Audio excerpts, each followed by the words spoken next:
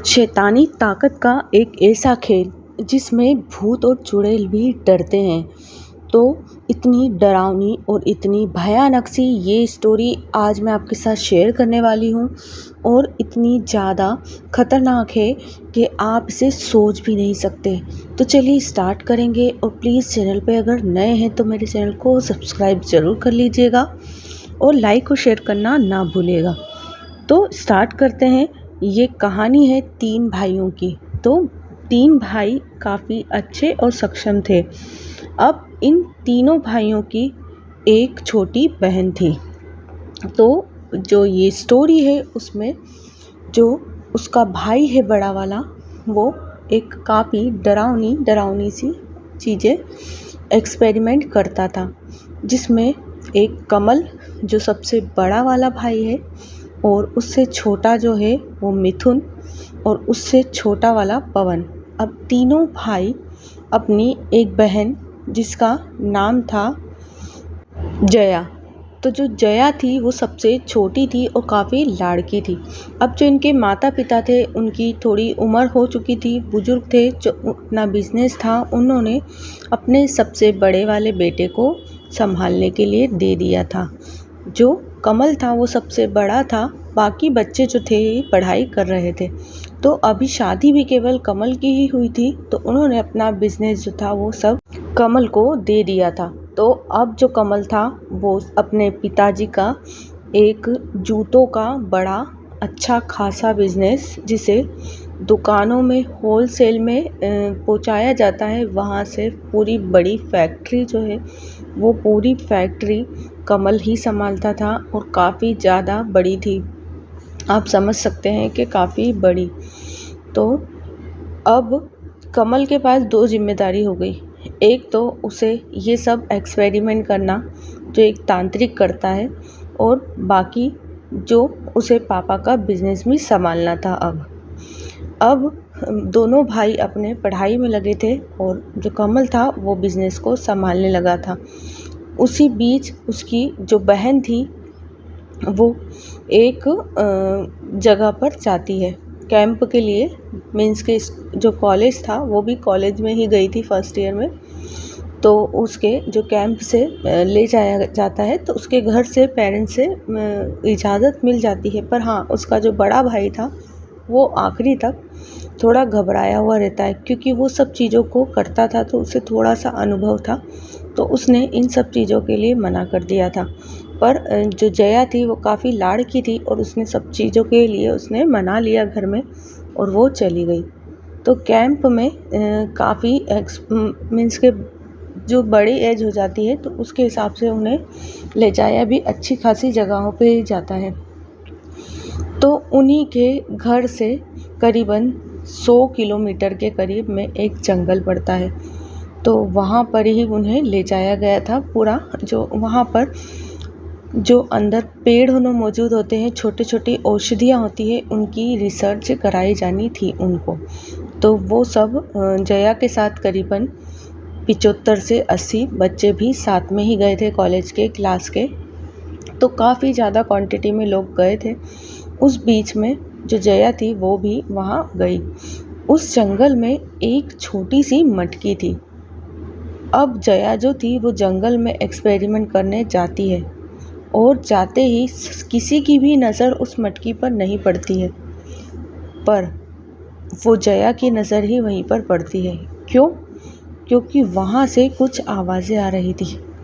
तो जया ने कहा उसकी जो 2-3 सहेलियाँ थी उनसे कि तुम्हें क्या ये आवाज़ सुनाई दे रही है? तो उसकी जो फ्रेंड थी उन्होंने कहा कि नहीं, मुझे ऐसी कोई आवाज़ नहीं सुनाई दे रही। फिर उसने कंफर्म करने के लिए बताया भी सही कि तुम्हें वो मटकी दिख रही है।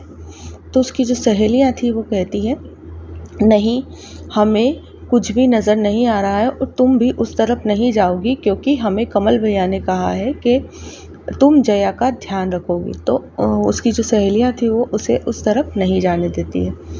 और अब ये लोग थोड़ा और आगे निकल जाते हैं जहाँ पर इनके कैंप बनना थे।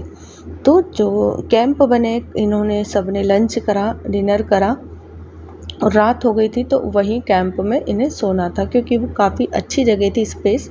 वहाँ पर जंगल में जानवरों का खतरा भी काफ़ी कम था। तो सभी अपने अपने कैंपों में सो गए। तो उसके बाद जैसे ही जया को एक फिर से वही आवाज़ आती है, तो उसकी जो सहेली थी उसकी गहरी नींद लग गई थी, काफ़ी गहरी नींद में वो सो रही थी। तो जया जो रहती है वो वॉशरूम का बहाना करके जो बाहर जो इसके टीचर वगैरह थे उसमें से जो कोई ज़्यादा सीनियर थे वो बाहर ही रुके हुए थे। तो वो लोग कहते हैं कि तुम्हें क्या हुआ? तो वो कहते हैं, जया ने फटाक से कहा कि मुझे वॉशरूम जाना है इसलिए मैं उठी थी। तो वो कहते हैं कि तुम अकेले नहीं जाओगी। तो उसकी जो एक टीचर रहती है उसे साथ में वो लोग पहुंचाते हैं। तो साथ में पहुंचाने के बाद वो वॉशरूम जाने की जगह वहाँ आगे निकल जाती है। तो उसकी जो टीचर रहती है वो कहती है कि जया तुम यहीं पर वॉशरूम चले जाओ, आगे ज़्यादा खतरा है। तो जो बनी हुई वॉशरूम थी जो भी ये लोग यूज़ करते थे, वहाँ ना जाते हुए ये आगे निकल गई। ये कहती है कि मुझे यहाँ पर सब जगह स्मेल आ रही है, मैं थोड़ा आगे जाकर ही जाऊँगी। ऐसा कह के वो आगे बढ़ जाती है और अब ये वही मटकी की तरफ रुकती है। टीचर से कहती है कि आप यहीं रुकना, मैं बस 5 मिनट में आ रही हूँ। तो टीचर काफ़ी नींद में रहती है, गहरी नींद में, तो इतना ध्यान नहीं देती है। वो खड़े खड़े उसी जगह पे कहीं पर वो बैठकर अपना आराम कर लेती है। कहती है चलो जाओ और फिर आके मुझे आवाज़ लगा देना। तो वो जाती है और वो मटकी की तरफ ही बढ़ती है। अब जो जया रहती है वो मटकी को देखती है, पर आपको बता दूं कि वो मटकी केवल जया को दिख रही थी, ना ही उसकी सहेली को दिखी, ना ही उन्हें आवाज़ें सुनाई आई। तो उसने उस मटकी को उठाया, काफ़ी छोटी सी वो मटकी थी और वो एकदम हिल रही थी।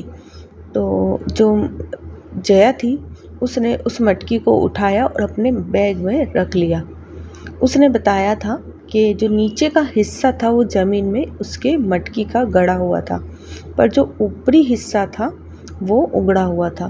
तो मीन्स कि किसी ने उसे गढ़ाया था, पर चलने में या फिर किसी चीज़ में, पेड़ों के कटने में या जो भी चीज़ों में, वो उतना हिस्सा जो था मटकी का वो ऊपर आ गया था। तो अब जो थी वो जया अपने घर उस मटकी को ले आती है। उसे लगता है कि कुछ खजाना होगा इसमें, या फिर कुछ ऐसी ज़रूरत की चीज़ें होगी जो शायद इसमें हो सकती है। अब इसे घर पर जाकर ही खोलूँगी। अब जया जो रहती है वो उस मटकी को लेकर घर जाती है 3 दिन बाद। वो 3 दिन तक वो मटकी बिल्कुल शांत, ना कोई आवाज़ ना कुछ, मटकी बैग में रखी रहती है, क्योंकि उसका काम तो हो गया था। अब जया भी बिल्कुल सही अपने घर पहुंचती है और अपने रूम में जाती है, क्योंकि उसे मटकी खोलने की काफ़ी एक्साइटमेंट थी। तो वो मटकी खोलने के लिए चली जाती है। तो अब वो मटकी जैसे ही खोलती है, एक काफ़ी तेज़ी से निकला हुआ एक धुआं उसे सफ़ेद सा निकलता हुआ नज़र आता है। अब वो कहती है कि जब वो धुआं निकल रहा था तो मुझे कुछ समझ ही नहीं आ रहा था, और एक काफ़ी आवाज़ सी चिल्लाने की आती है उसी के साथ। पर वो ये सब चीज़ें किसी को भी नहीं बताती, क्योंकि वो कुछ ना कुछ समझ रही थी उस चीज़ के लिए। तो वो एक डरी सी सहमी सी रहने लगती है। अब थोड़े ही समय बाद उसको अजीब अजीब सी हरकतें महसूस होने लगती है। वो रात में सोते समय टेरेस गार्डन पर मिलती है, कभी किचन की खिड़की से कूदने की कोशिश करती है और अजीब सी बहकी बहकी सी बातें करने लगती है। पर ये सब चीज़ें अभी इसके परिवार को नहीं पता चली थी। अकेले में ज़ोर ज़ोर से हंसना और घर में किसी से भी बातें नहीं करना, ये सब चीज़ें तो जया के लिए कॉमन हो गई थी। पर अब जो था उसके जो मंझले वाले भाई थे वो इस चीज़ को नोटिस करने लगे थे कि ये जो जया है वो जब से कैंप से आई है, जब से काफ़ी बदली हुई सी है। और हाँ, बता देती हूँ कि जब जया तैयार होती थी तब उसकी आँखों का कलर चेंज हो जाता था, और ये चीज़ें जया ने खुद बताई। हमें उसका जो मंझले वाले भाई थे, उन्होंने, जो मिथुन नाम के, उन्होंने हमें ये पूरी कहानी सुनाई है। उसमें उन्होंने बताया था कि जया का तैयार होने के बाद का जो बिहेवियर होता था वो काफ़ी चेंज हो जाता था, और उसके बाद बस जिसको इस बात का पता चलता गया उसकी काफ़ी ज़्यादा कंडीशन होने लगी। जो सबसे छोटा भाई था उसे भी इस बात का पता चला कि दीदी ठीक नहीं है, मीन्स कि जो उसकी बहन है वो ठीक नहीं है। तो उसे एक्सीडेंट के द्वारा काफ़ी गंभीर चोटें आई थी। उसने बताया कि मेरी गाड़ी के ऊपर एक सफ़ेद धुएंधार चीज़ थी जो मुझे नहीं समझ में आ रही थी, और उसके बाद ही जो उसकी गाड़ी ड्राइवर चला रहा था उसने कहीं पर जाकर एक्सीडेंट कर दिया। और वही चीज़ें जब उसके सबसे बड़े भाई को पता चली तो वो समझ गए थे कि ये कोई शैतानी ताकत है। अब जो ताकत थी वो काफ़ी भयानक और काफ़ी डरावनी थी, क्योंकि वो, उसके जो बड़े भाई थे वो सब चीज़ें जानते थे, उसके बाद भी वो कुछ नहीं कर पा रहे थे। तो उसके भाई ने सोचा कि जब उसे पता चला उसके घर में, तो उसके जो माता पिता थे उन्हें इन सब चीज़ों से दूर रखा गया था क्योंकि उनकी तबीयत ठीक नहीं थी। पर घर में एक्टिविटी जब इस तरीके की होती है तो उन्हें पता चल ही जाता है। तो एक दिन उसके माँ बाप को भी पता चल गया कि जया ठीक नहीं है। अब उसके जो बड़े भाई थे फिर उन्होंने पूरा क्लियरली बताया कि जया पर कैंप के द्वारा कोई बुरा साया घर आया है। पर अभी तक जया ने नहीं बताया था कि मैं इस तरीके की कोई मटकी घर लेकर आई हूँ जिससे ये प्रॉब्लम शुरू हुई है। अब वो काफ़ी बीमार सी, डरी सी रहने लगती थी। उसे बार बार कहा जाता था कि हम तुम्हें अपने साथ ले जाएंगे और मुझे तुम काफ़ी पसंद हो और मैं तुम्हें साथ ले जाऊंगा, इस तरीके की एक आवाज़ सुनाई देती थी उसे। तो जो उसका भाई था वो समझ गया था कि कुछ तो गड़बड़ है, पर वो बड़ा वाला भाई फिर अपनी क्रियाओं से उसे थोड़ा कंट्रोल करने की कोशिश करता है, पर जब तक पूरी बात नहीं पता चलती है वो बिल्कुल कुछ समझ नहीं पाता है। फिर उसे जया को बुलाया जाता है, पर जब जया के शरीर पे उस शैतानी ताकत का असर था तो जो उसका भाई था वो भी कुछ नहीं कर पा रहा था, और जया भी कुछ चीज़ें बता नहीं पा रही थी क्लियरली कि मेरे साथ हुआ क्या है। पर हाँ, जो उसकी सहेली थी, फिर जो उसने, कमल ने उसकी सहेली से बात करना शुरू करी, तब उसने बताया कि जया एक मटकी को अपने घर लाई है और मैंने उसे वो रखते हुए देख लिया था, पर मैंने उसे नहीं बताया था क्योंकि अगर मैं बताती तो ये शायद वही खोल लेती या फिर कुछ ना कुछ गलत करती, इसलिए मैंने इसे कुछ भी रिएक्ट नहीं करा। पर हाँ, उन्होंने बताया कि जया की सहेली बताने के बाद सीधा घर जाती है और काफ़ी बीमार पड़ जाती है। उसे 3 से 4 बार खून की उल्टी होती है, क्योंकि ये जो स्टोरी में ये मटकी का जो रोल था वो केवल जया को ही पता रहना था, वो कहीं पर भी नहीं जाना था। फिर कुछ समय बाद ही उसकी जो सहेली होती है उसकी मृत्यु हो जाती है, केवल 7 से 8 दिन के बीच में। अब उसका जो भाई रहता है उसे भी इस बात का पता चल जाता है कि ये मटकी घर लाई थी। तो वो अपने जो तांत्रिक गुरु थे उनके पास जाता है, और उसके जो तांत्रिक गुरु रहते हैं वो कहते हैं कि मेरे पास जो कैद भूत चुड़ैल डायन है उससे 100 गुना ज़्यादा शक्तिशाली वो मटकी में शैतान है। वो काफ़ी समय तक अपनी क्रियाओं को करके उसमें बसा हुआ है, वो आपकी बहन को लेकर ही जाएगा। तो वो जो बताता है कि उसके बाद उसकी जो बहन थी वो काफ़ी बीमार रहने लगी, हम कुछ भी नहीं कर पा रहे थे, पर हाँ, उन्होंने एक सेफ्टी दी थी जिससे आपके परिवार को तो बचाया जा सकता है पर आपकी बहन को नहीं। वो सेफ्टी उसने घर में लगा तो दी थी, पर वो पूरा दिन रात अपनी बहन को बचाने की कोशिश करने लगा। अब उसकी जो बहन थी वो भी काफ़ी बीमार सी रहने लगी थी, और ना किसी से बात करती। उसके 7 से 8 दिन 10 दिन बीतते गए, ऐसे पूरा महीना बीता और उसकी जो बहन थी उसे वो नहीं बचा पाया और वो शांत हो गई।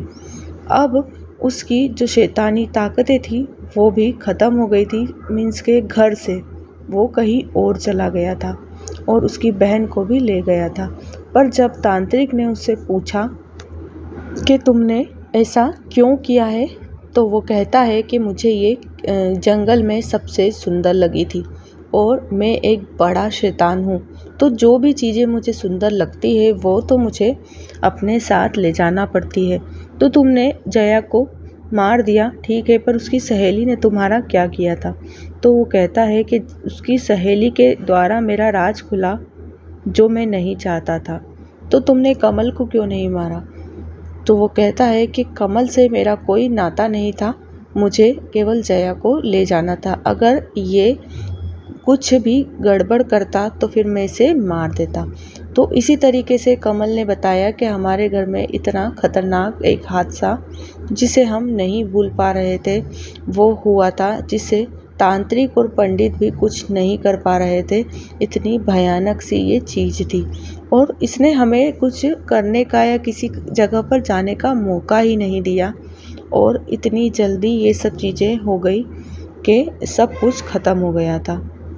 वीडियो कैसी लगी प्लीज़ चैनल को सब्सक्राइब ज़रूर कर दीजिए। Thanks for watching.